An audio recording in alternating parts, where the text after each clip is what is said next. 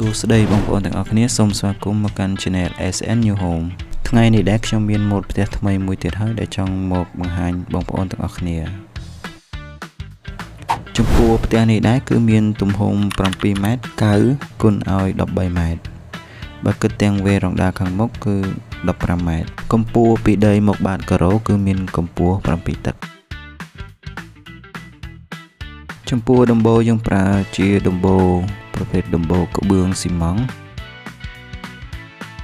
ឯទ្វារខាងមុខជាទ្វារឈើមានប៉ាណូជុំវិញឥឡូវយើងចូលមកមើលផ្នែកខាងក្នុងវិញម្ដង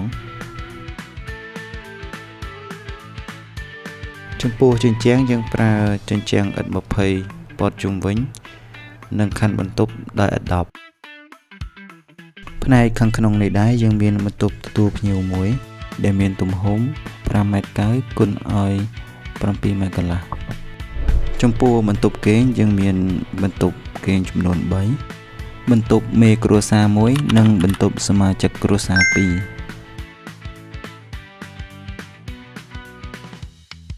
ផ្ទះនេះដែរមានបន្ទប់ទឹកចំនួន2បន្ទប់ទឹកទី1ប្រើសម្រាប់បន្ទប់មេគ្រួសារនិងបន្ទប់ទី2ប្រើសម្រាប់ជាបន្ទប់ទឹករួមចំពោះផ្លូវដើរផ្នែកកណ្ដាលគឺយើងទុកទំហំ1ម៉ែត្រនិងមានច្រកទ្វារទៅខាងក្រោយចំពោះផ្ទះនេះដែរម្ចាស់ផ្ទះគឺមានគម្រោងនឹងសាងសង់ចង្ក្រានបាយផ្នែកខាងក្រោយ